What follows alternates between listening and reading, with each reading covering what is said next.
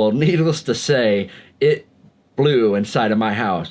Boom! Right in my face. It covered me head to toe in lye and ether. I mean, and it was all over me. And I mean, the cap blew off hard enough that it actually put it like it was spinning, and it put a gouge in my wall when it hit the wall that deep into the drywall.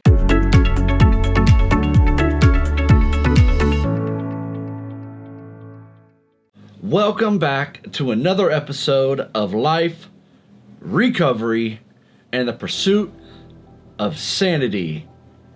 Hit the like button, hit the subscribe button, click on the bell so you don't miss another episode. So today's episode is actually going to be a story that from my past. I got to thinking about some of the content that I was doing, and I thought it might be kind of cool just to kind of throw in some chaotic, crazy stories. And I just want to make a disclaimer that I'm in no way glorifying the things that I have done and the events that have happened. I want to make sure that everybody is fully aware that these stories I can make them seem somewhat glamorous and somewhat funny. This one probably isn't going to be one of those funny ones. This is just a crazy story. But I wanted to shake it up a little bit. So this one, I don't know exactly when it took place. I think this was actually, I'm wanting to say May of 2014. And whenever I got high, I always thought I could make something better. I always thought that if this is amazing, then I could do something else to make it even more amazing. That was just kind of like the delusions that were going on inside of my head. I never wanted just to stick with whatever worked. I always could make it better in my mind. And this is one of those times. I decided that I was going to use ether instead of Coleman fuel to make my my batch of shake and bake. And I'm not going to go into the details of what all goes into that type of stuff. But let's just say that that was a mistake.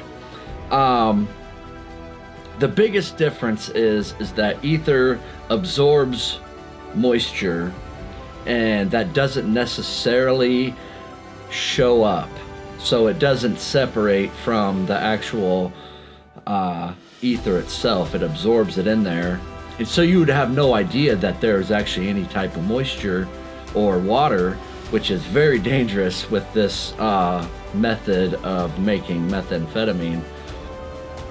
And I didn't fully understand that. I was just like, this is going to be amazing. This is exactly what I want. Oh, yeah. So there was a lot of people at my house at this particular day. And I got this idea that I'm going to use ether instead of the normal Coleman because I thought it was going to make it, just if this is good with Coleman, it's going to be even better. And so I must say that I know without a shadow of a doubt that God was protecting me, because typically I would add ingredients in a certain order, and then I would add the Coleman, or the fuel, let's say that. But I'd always have the lithium inside the bottle before I added the fuel. But this time I didn't. And this one wasn't one of those things where I thought I could make it better. This is just what I was like, well, I'm just not going to throw it in there first. I'm going to put in the fuel first.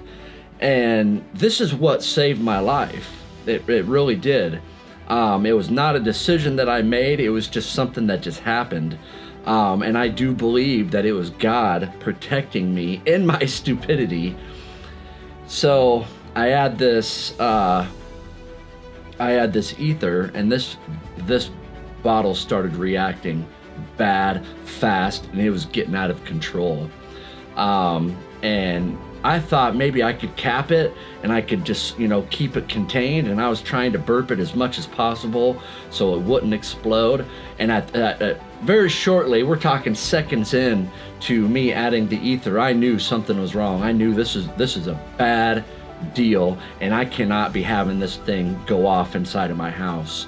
And I just made a quick decision. I screwed that cap on as hard as I could, and I started to go outside because I just did not want this thing to blow inside of my house. Well, needless to say, it blew inside of my house. Boom! Right in my face. It covered me head to toe in lye and ether. And it was all over me. And the cap blew off hard enough that it actually put it was spinning, and it put a gouge in my wall when it hit the wall that deep into the drywall. It was insane. It wasn't like it hit it. It was spinning, and then it sat there and just dug a hole like this inside of the wall. It was the craziest thing I ever seen. And that wasn't until later that I actually saw that that's what had happened. And of course, and it was loud. I had roommates in the other room, and he knew what that sound was.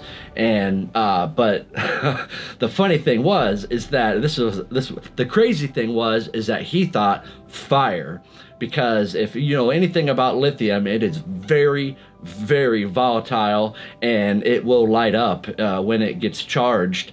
A little bit of moisture on it, and it will boom, it'll send a spark because it ignites. And if I would have had the lithium inside of the bottle, well, to say I would have been head to toe covered in not only lye and ether, but I would have burned to death. I don't know if maybe I wouldn't have burned to death, but I would have had severe third-degree burns from head to toe. But he heard this explosion and thought fire, and he come out of the room, and the explosion was so loud that A, my ears were ringing, but B, my neighbors inside of their house heard it. Shook their house. They were like, oh my gosh, what in the world just happened? And so obviously, that was a crazy, crazy situation, and I was covered head to toe in lye. I wasn't wearing a sweatshirt like I am now. I was wearing a t-shirt, and it just soaked through. And so I had to strip down completely naked, take a shower, just let the water get that stuff, because it was starting to eat my skin. The lye was. I could feel the burn. And so I tell that story as a little bit of like this is some of the things that have happened to me when I was using drugs.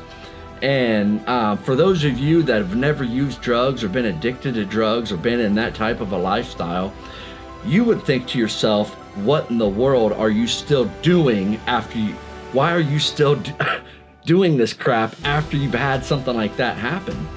And and I understand that, because that's kind of how I think too. But when you're in the middle of this situation, when you're addicted to drugs, you don't necessarily look at situations like that as, wow, this is a sign for me to stop. I looked at it as, oh my gosh, I probably better not use ether again.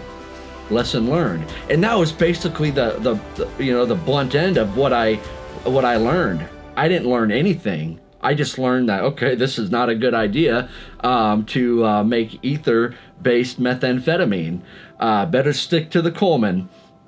And so, but I look back on that, and it wasn't long after. I think it was probably about, that was May, June, July. I got clean in July 15th of 2014, and it was insane because that event right there, I really caused me to, because when I got clean, I wanted all that crap out, but I had so much like chemicals just hanging out in my house that you couldn't walk around on the floor barefoot without your feet burning.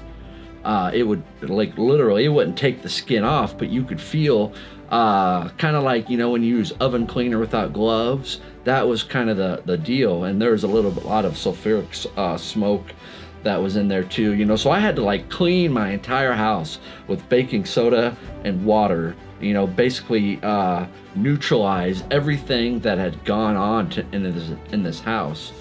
So anyway, that's a crazy story, and this is just one of many that I can tell. And like I said before, I don't want to glamorize it, because that, when I look back on that, it really kind of like scares the living crap out of me. And I think to myself, oh, what the hell was I thinking? Who does that? And my gut starts to turn because of just the chaos and the constant craziness of that type of a lifestyle and what that brings. But if I can get out of that lifestyle and I can look back and not Jones out for more drugs, but say, oh my gosh, I don't want that in my life anymore. That was insane. If I can do it, anybody can do it. Anybody. I appreciate you watching this video. Please share this video. Please share my other videos. Subscribe so that other people can see. I want to share it so other people can see that there is hope for what appears to be a hopeless situation, that you can have a life, a happy life, a peaceful life outside of using drugs, alcohol, and other mind-altering substances. Thank you so much. Until next time.